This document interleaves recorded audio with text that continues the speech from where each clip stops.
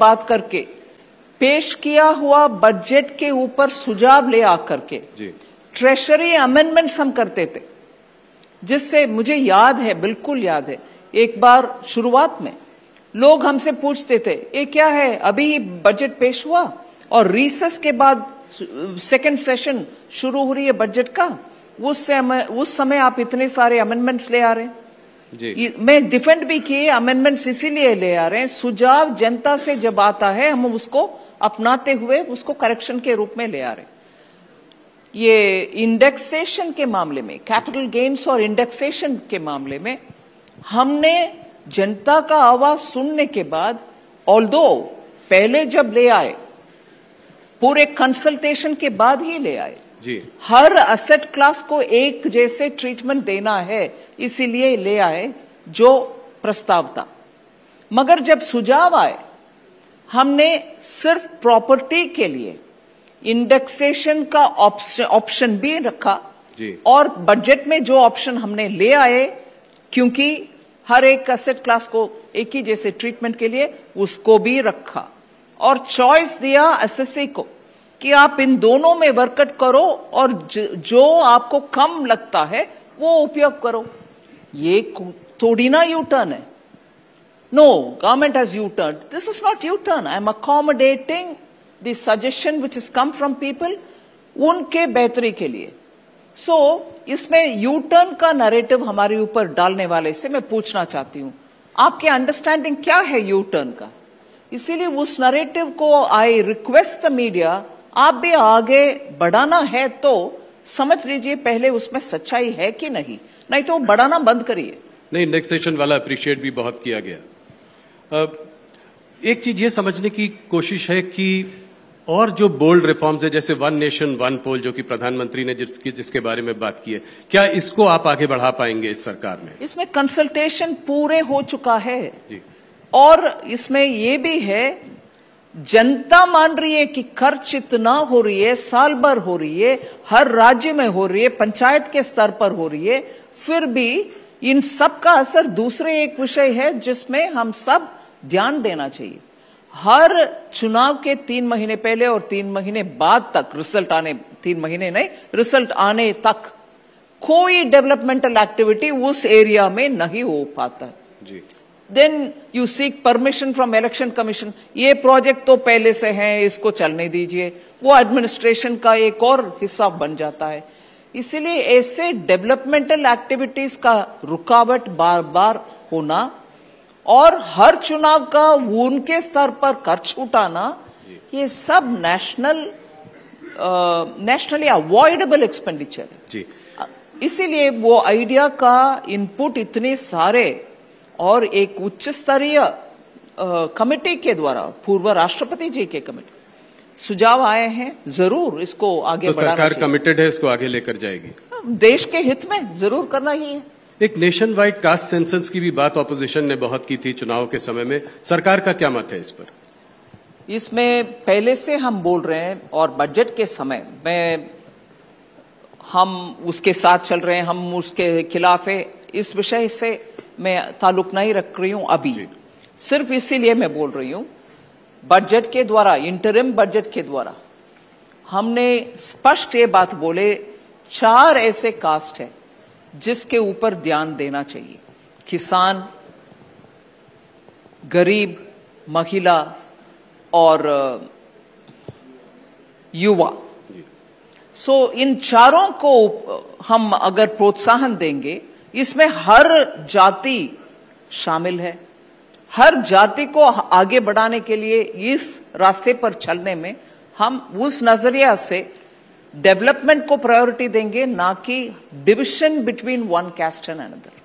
इस रास्ते पर माननीय प्रधानमंत्री जी ने वोट ऑन अकाउंट बजट में ही हमने इसका स्पेसिफिकली मेंशन भी किया है जी। I'll ask you a few questions on the economy since I have you captive today. The GDP growth in Q1 at 6.7%. My question is the economy slowing down?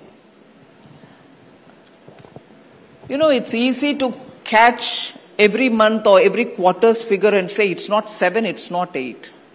And then the reason for 6.7 had also come out.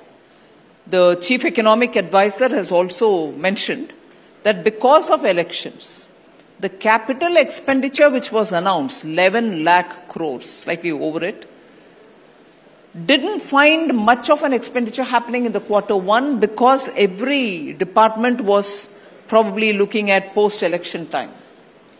As a result, the large chunk of influence or impact which could have been had because of the public expenditure was muted. That's right. And therefore, to that extent, it shows in the Q1 numbers. But subsequently, Q2 and we are in the third quarter, the expenditure will pick up and that will, I suppose, trigger the little slowing down that you suspect to move faster.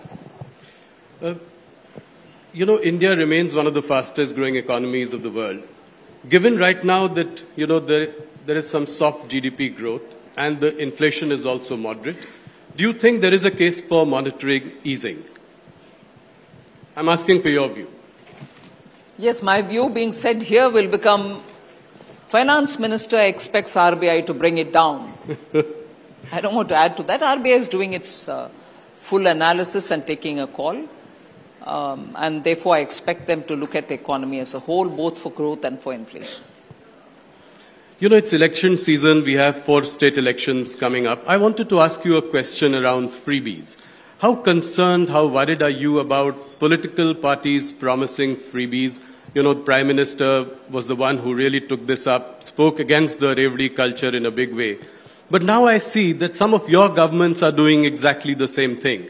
In Madhya Pradesh, we had Ladli Bahna. Now we have Subhadra that is being announced tomorrow in Odisha. Then again in Maharashtra. How dangerous is this trend? And what is your message of fiscal prudence to the states? Look, let me be clear. I've been saying this much before the debate on the Lok Sabha issues. Manifesto-related issues came up.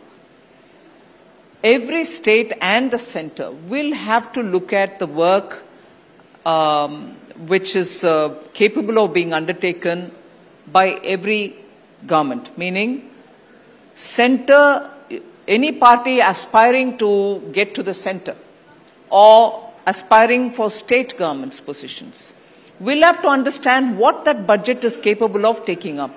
Will that state be in a position to undertake its developmental activities plus all the freebies and get it funded through the budget in the assembly, get it clear in the assembly or in the parliament, and then announce schemes. Now, what I find is when offerings are made, freebies are given for temptation, and then when states struggle to implement them because they don't have the resource, they don't even have ways in which they can increase their revenue, then comes the problem. Classic example is of Karnataka and Himachal Pradesh, where even without doing their homework, they gave a lot of promises. Look at what has happened between the two states. In Himachal Pradesh, what is the halat? And this is not because I'm sitting as a BJP member or currently in the central government. The state government themselves have been saying that they are just not able to cope with it. They can't pay salaries. They can't. And they were going to pay OPS. Pension, old pension scheme, they are not able to pay current salaries. They offered to go through the OPS back again. And Karnataka, unbelievable number of promises. And today the state government, the chief minister's advisor and one of the chief minister's assistant and the deputy chief minister, all of them said, no, we can't undertake developmental activities. Now, what is that? Are we being responsible at all? Eventually, as a government, you're responsible to run the states, and every one of them, both Himachal Pradesh and Karnataka, are raising revenues. Whereas the Congress president would look at the Prime Minister and say, global prices, petroleum, crude prices are coming down. Will you not bring the petroleum prices down? In your state, you increased it only a few months ago, even 1 month ago. So, constantly blaming, and this is the another narrative setting business. They'll go on asking questions, whereas what they perform is contrary to it. But a narrative, Modi ji, aapne ye nahi kiya, wo nahi kiya, so everybody joins the bandwagon. Do your homework before you join the bandwagon. Ask them the questions. A state which was doing well, Karnataka, is now gone back. A state which used to be the haven of tourism, Himachal, is unable to pay its own staff. How can you prevent this? Is there some way to, today what is happening to Karnataka and Himachal could well happen to the BJP ruled states as well. One trying to outdo the other in announcing sort of freebies. So is there any other solution to it? Could the EC intervene? Is there some kind of something that the judiciary could do? Parties themselves will have to be a lot more responsible, looking at what they can fund and what they cannot. And if they want to fund it, it can't be at others' cost. I want to fund it, but Modi is not giving me the funds for it, is a bad logic. You were talking about narrative setting. The opposition has accused you of jobless growth. They've talked about crony capitalism. Recently Rahul Gandhi in the US also says that your government has ignored manufacturing. How do you react to something like this? It's very difficult to react to Rahul Gandhi, not because he says things with content. I think in spite of being and despite becoming the leader of opposition, he's still talking as though he can be careless and just throw anything at the ruling party and get away with it.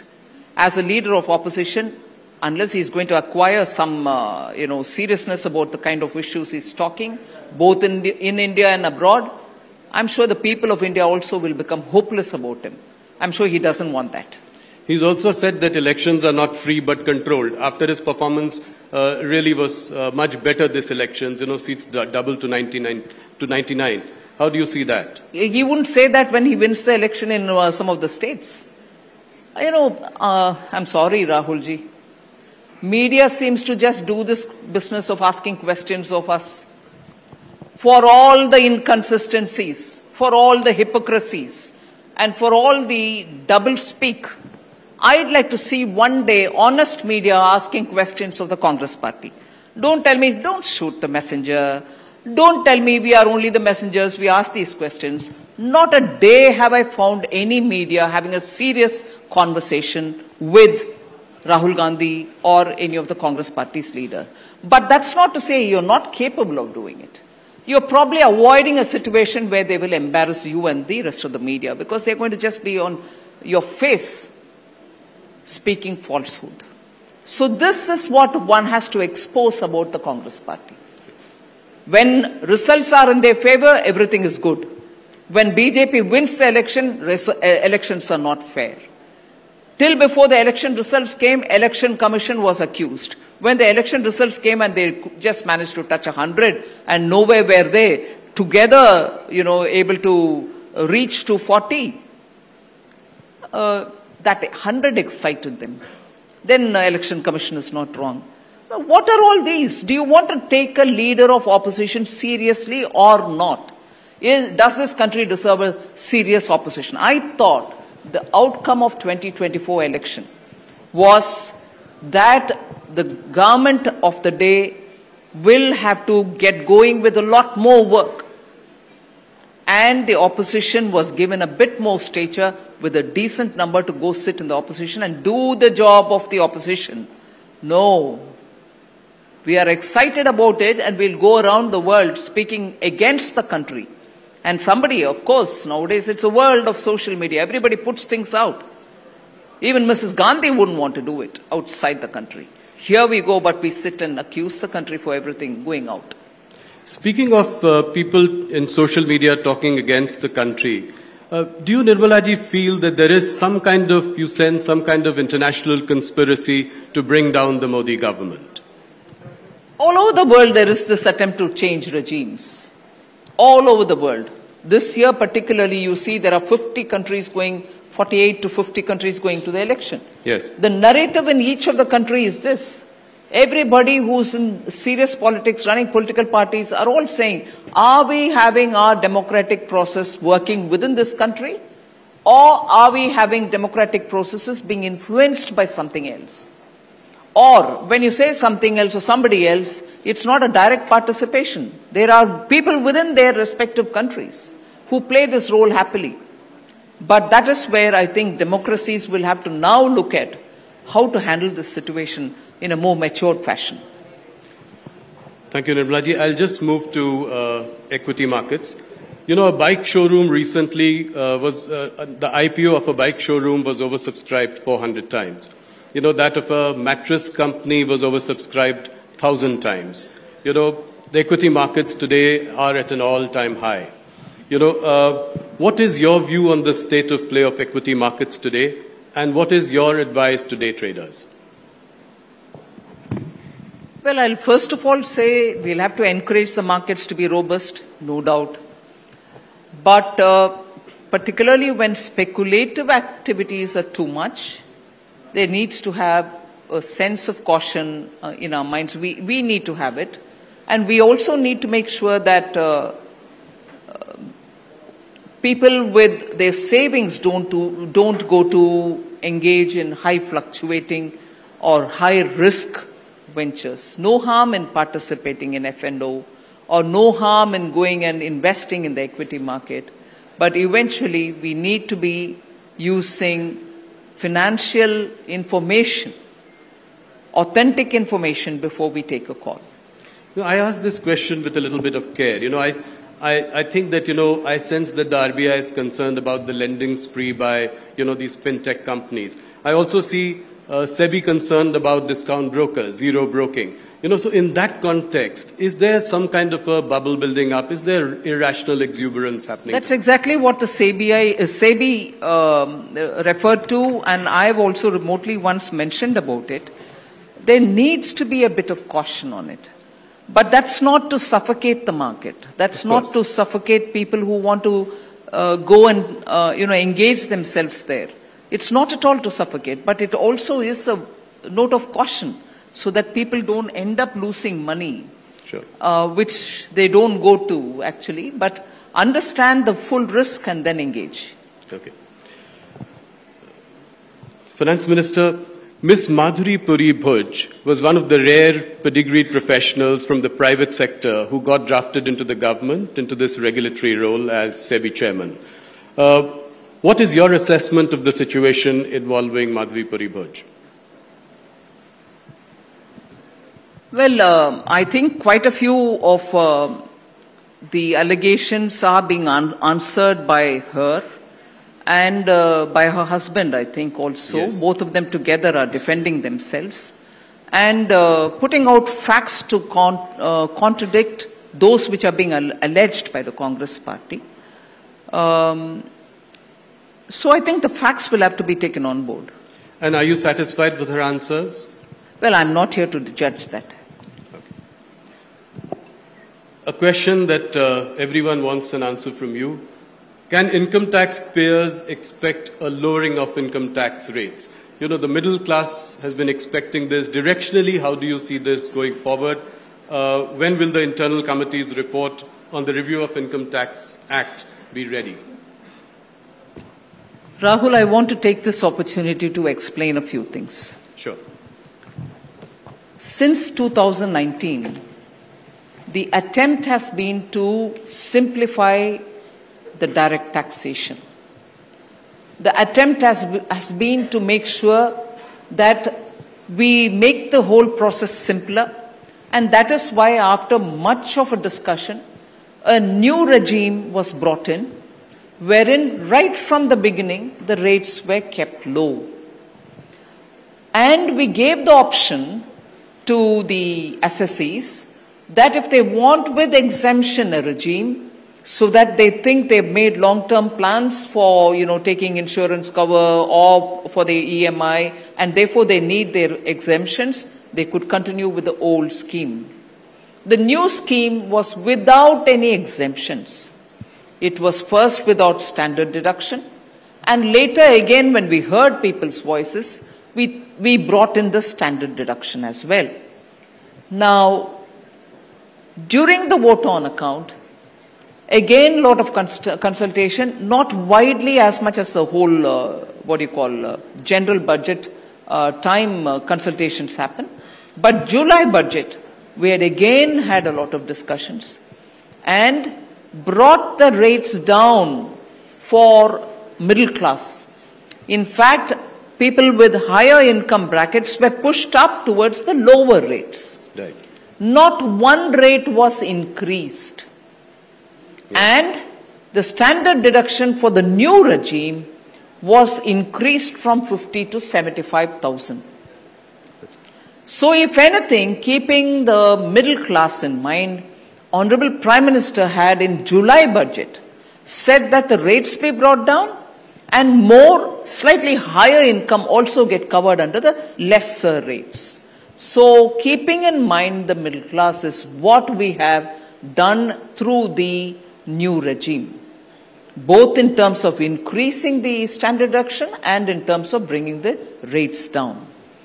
Now, there are very many other things that we are doing for the middle class as well. Yes. Now, I understand there are people, middle class, who feel that the rate reduction which is happening for the new scheme should also be available for the old. Right. The enhancement in the standard deduction which is offered for the new should also apply to the old. The new regime was brought in consciously to simplify, reduce, and make it easy for complying. The income tax manual is like this.